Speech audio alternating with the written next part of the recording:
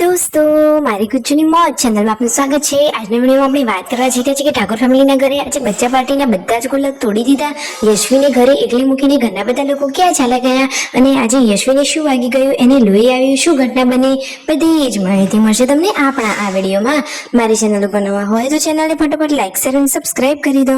Full video in Thakor family blog channel દોસ્તો ફૂલ વિડીયોની link ડિસ્ક્રિપ્શનમાં મૂકેલી છે, ત્યાં જઈ તમે આખો વિડીયો વોચ કરી શકો છો। આવી ટૂંકી ટચુકડી લાઈવ લેટેસ્ટ ટ્રેન્ડિંગ માહિતી મેળવવા માટે કરી દો મારી ચેનલને ફટાફટ સબસ્ક્રાઇબ।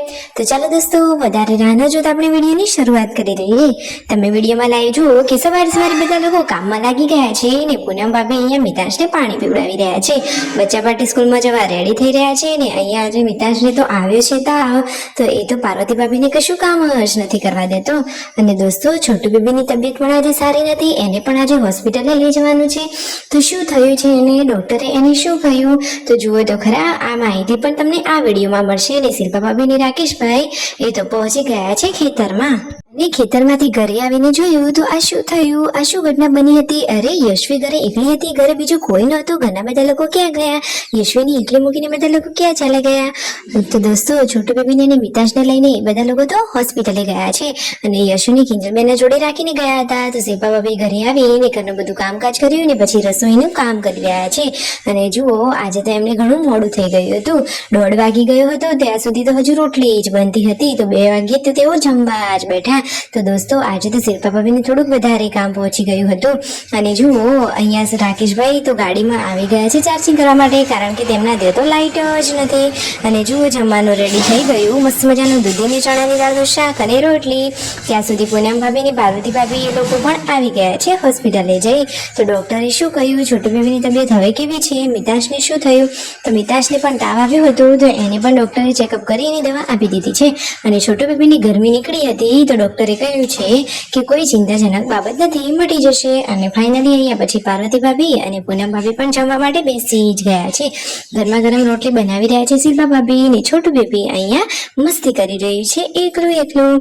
ઘરની સાફ સફાઈ થઈ ગઈ ને બપોરે પછી બધાએ નક્કી કર્યું કે આજે તો હવે કરીએ ગલ્લાઓનો તોડ, એટલે કે બધાના ગલ્લા આજે તોડવામાં આવશે અને કોના અંદરથી કેટલા પૈસા નીકળે છે, કોને કેટલા પૈસા બચાવ્યા છે, બધી જ માહિતી મળી રહેશે આ વિડીયોમાં। તમે જુઓ પરિવારના બધા જ લોકો સાથે ભેગા થઈ અહીંયા મીટિંગ જમાવી લીધી છે અને આજે તો ગુલ્લક તોડવાનો વારો આવી ગયો છે। એવી શું ઇમરજન્સી જરૂર પડી, શું કારણ હતું કે ગુલ્લક તોડવાના પડ્યા, તો જુઓ તો ખરા કેટલી રકમ નીકળી। તો ફાઇનલી પરિવારના બધા જ લોકો ભેગા થઈ અને વારા પરથી એક ગુલ્લક તોડવાની શરૂઆત કરી દીધી છે। સૌથી પહેલા કોનો ગુલ્લક તોડ્યો, તો પૂનમ ભાભીને બચ્ચા પાર્ટીનો ગુલ્લક તોડી દીધો છે। તો બધા જ લોકો જુઓ ગણવામાં લાગી ગયા છે, કોઈ 100ની નોટ ભેગી કરે, કોઈ 500ની, કોઈ 200ની, તો કોઈ 50ની। ફાઇનલી બધા જ ભેગા મળીને ફટોફટ પૈસા ગણી લે તો વાર પણ ના થાય ને ફટોફટ ગણાઈ જાય।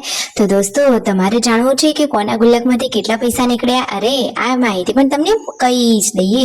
તો ચાલો વધારે રાહ નથી જોડાવતા અને તમને આંકડો જણાવી દેવામાં આવે છે કે પૂનમ ભાભીના બચ્ચા પાર્ટીના ગુલ્લકમાંથી નીકળ્યા છે 52,000 રૂપિયા। સરસ, ઘણી બધી બચત કરી કહેવાય। અને પછી વારો આવે છે ગુડ્ડુના ગુલ્લકનો, એટલે કે પાર્વતી ભાભીના બચ્ચા પાર્ટીએ કેટલા પૈસા ભેગા કર્યા છે, તો એ પણ ફટોફટ આ પૈસાનો ઢગલો ગણવા માટે બધા લોકો લાગી ગયા છે।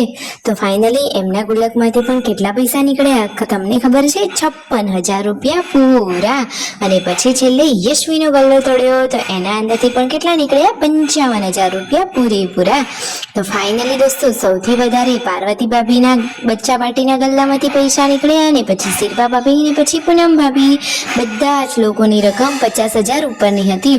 તો 1.5 લાખ જેવી રકમ તો ઘરના ગલ્લાઓમાંથી જ થઈ ગઈ। તો દોસ્તો આ પૈસા કઈ જગ્યાએ ઇન્વેસ્ટ કરવાના છે, ક્યાં લઈ જવાના છે, તાત્કાલિક એવી શું જરૂર પડી હતી, શું ઇમરજન્સી હશે, તમને શું લાગે છે, તમારું મંતવ્ય અવશ્ય જણાવજો। બાકી નેક્સ્ટ વિડીયોમાં તમને પૂરી માહિતી તો હું જણાવી જ દઈશ। તો માહિતી સૌથી પહેલા સચોટ જાણવા માટે ચેનલને કરી દો સબસ્ક્રાઇબ। ને આજે તો આ યશ્વી સાથે શું ઘટના બની ગઈ, એની તો રડીને હાલત પૂરી થઈ ગઈ। જુઓ એને તો કેવું વાગ્યું છે, તો બાજુની દીકરી દ્વિજાને બંને રમતા હતા ને અચાનક એને વગાડી દીધું, તો એ તો હવે અહીંયા આરામ કરી રહી છે, ફટોફટ મટી જાય એવી જ પ્રાર્થના। Like share and subscribe.